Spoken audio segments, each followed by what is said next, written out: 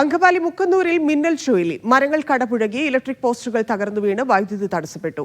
മുക്കന്നൂർ പഞ്ചായത്തിലെ 7-8 വാർഡുകളിൽ ഇന്ന് രാവിലെയാണ് ചുഴലി അടിച്ചത്.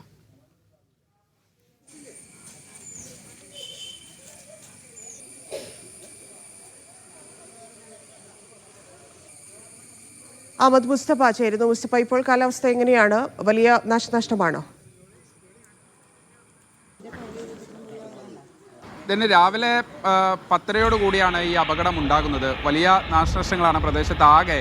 ഒരു 2-3 മിനിറ്റ് ഉണ്ടായി ഈ ചുഴലിയിൽ വ്യാപക നാശനഷ്ടമാണ് ഉണ്ടായത്. പ്രത്യേകിച്ച് വീടുകളുടെ മുകളിലേക്ക് മരങ്ങൾ കടപുഴകി വീണിരിക്കുന്നു. ഒപ്പം തന്നെ വഴികളിലെല്ലാം മരങ്ങൾ വീഴുകയും കടപുഴകി വീഴുകയും കൊമ്പ് പൊട്ടി വീഴുകയും ഒക്കെ ചെയ്തത് കാരണം ഗതാഗത തടസ്സം ഉണ്ടായിട്ടുണ്ട്. ഒപ്പം തന്നെ വ്യാപകമായി വൈദ്യുതി തടസ്സവും അനുഭവപ്പെട്ടിട്ടുണ്ട്.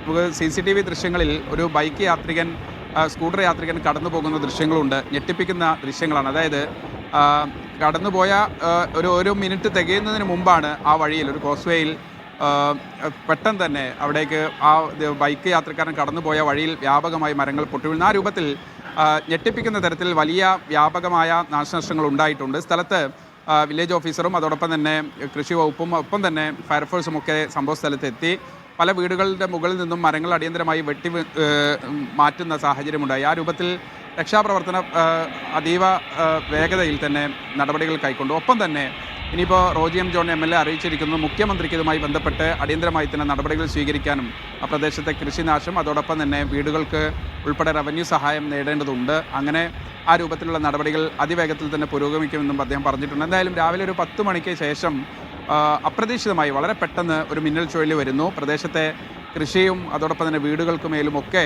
വ്യാപകമായി നാശനഷ്ടങ്ങൾ ഉണ്ടാകുന്നു. എന്തായാലും ഇത് സംബന്ധിച്ച് റവന്യൂ വകുപ്പും ഫയർഫോഴ്സും ഒക്കെ അടിയന്തര നടപടികൾ സ്വീകരിച്ചിട്ടുണ്ട്. ഇപ്പോഴും പൂർണ്ണതോതിൽ എല്ലാ സംവിധാനങ്ങളും പൂർണ്ണതോതിൽ സജ്ജമാക്കാൻ കഴിഞ്ഞിട്ടില്ല. പലപ്പോഴും പലയിടങ്ങളിലും വൈദ്യുതി പൂർണ്ണ രൂപത്തിൽ പുനഃസ്ഥാപിക്കാനും കഴിയാത്ത സാഹചര്യമുണ്ട്. എന്തായാലും അടിയന്തര നടപടികൾ കൈക്കൊള്ളണമെന്നാണ് ജനപ്രതിനിധികൾ ആവശ്യപ്പെടുന്നത്.